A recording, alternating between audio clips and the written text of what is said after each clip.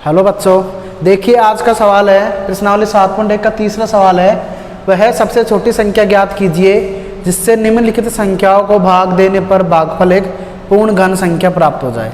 यानी हमारे सामने संख्या 81, 128, इसमें कौन सी छोटी से छोटी संख्या का भाग दिया जाए तो जो भागफल आए भाग देने पर वो एक पूर्ण घन संख्या है। तो हम इसको अभाज्य गुणनखंड विधि से देखेंगे। इधर 81 का हम अभाज्य गुणनखंड निकाल के देखेंगे। इधर देखिए 81 एक विषम संख्या, 3 का भाग जाएगा इसमें, 3 दूनी 6, 3 7 21, फिर 3 का देंगे 3 नाम 27, फिर 3 का देंगे 3 तिया 9, 3 एकम 3। ठीक है, हमने दे दिया ये। अब 81 को हम अभाज्य गुणनखंड के रूप में लिखेंगे तो 81 को लिख सकते हैं हम 3 गुणा 3 गुणा 3 गुणा 3। अब क्या करते हैं हम 3 3 के जोड़े बनाते हैं। इधर देखिए 3 3 के जोड़े बनाए, 3 का जोड़े बन गया, 3 अकेला रह गया। अकेला रह गया तो इसका मतलब पता चलेगा यह एक पूर्ण घन संख्या नहीं है। 3 तिया 9, 9 27 तो 81, इनको गुणा करने पर 81 आ रहा है, लेकिन ये पूर्ण घन संख्या नहीं है। अब इसमें किसका भाग दिया जाए तो उससे पहले हम लिखेंगे कि अतः 81 एक पूर्ण घन नहीं है, पूर्ण घन संख्या नहीं है। इसमें एक 3 शेष बचा है तो हम लिखेंगे यदि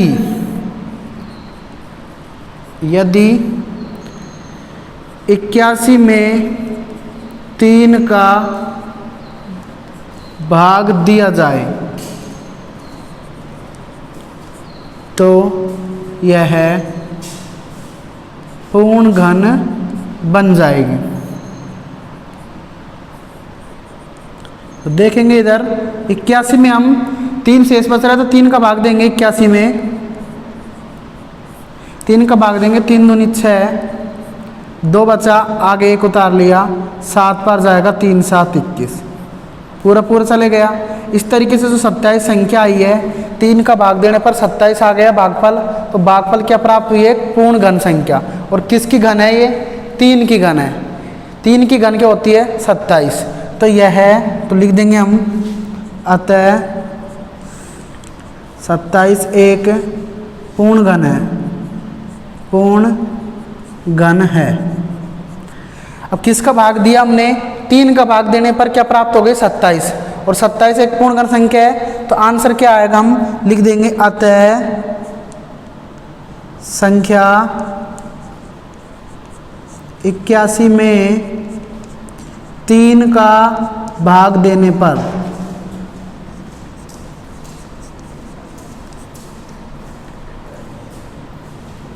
27 प्राप्त होता है।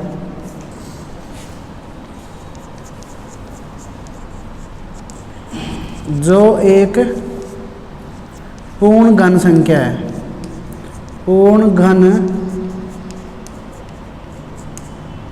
संख्या है। देखिए इधर सवाल हमारा बोल रहा था वह सबसे छोटी संख्या ज्ञात कीजिए जिससे संख्याओं को भाग देने पर, सबसे छोटी संख्या है 3, इसका इस संख्या में भाग दिया तो 27, भागफल एक पूर्ण घन प्राप्त हो जाए। तो भागफल आया 27 और 27 की आ गई एक पूर्ण घन संख्या।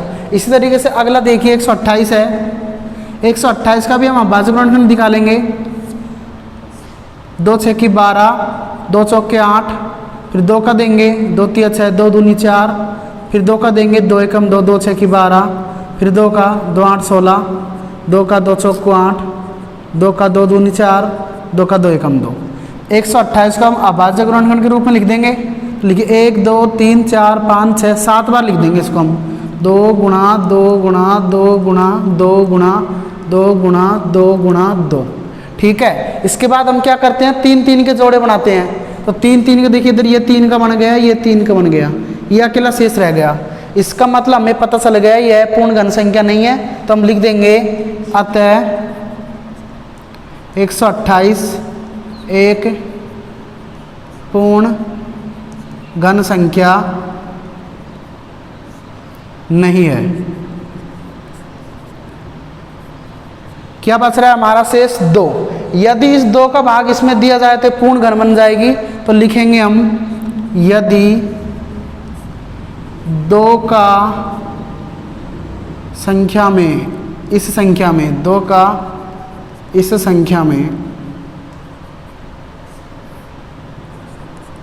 भाग दिया जाए तो पूर्ण घन संख्या बन जाएगी।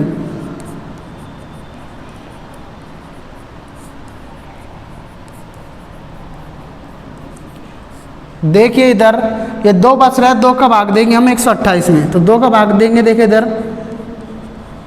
2 6 की 12, पूरा पूरा बार गया, कुछ नहीं बचा, 0 0, क्या उतार लिया हमने 8, 4 बार जाएगा, 2 चौके 8, ठीक है, क्या बचा 0।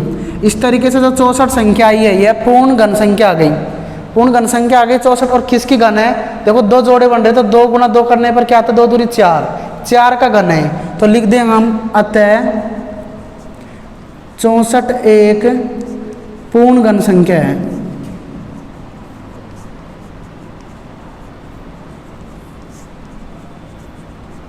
इसी विधि से हमने देख लिया 64 एक पूर्ण घन संख्या हो गई। तो किसका भाग दिया हमने, 2 का भाग दिया, तो हम लिख देंगे हमारा उत्तर क्या हो जाएगा, अतः 2 का भाग देने पर, 2 का भाग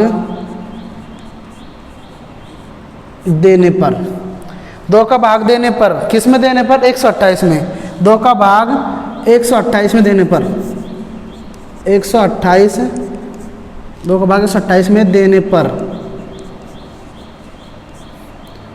संख्या पूर्ण घन बन जाती है। इसी तरीके से आपके सामने तीसरे नंबर पे 135, चौथे नंबर पे 192, पांचवें नंबर पे 704, इनका भी अभाज्य गुणनखंड विधि से ऐसे करना है। और जो फिर जब बचेगा शेष उसका भाग देंगे, और फिर भाग देने पर जो इधर भागफल आएगा वो एक पूर्ण घन संख्या आ जाएगी।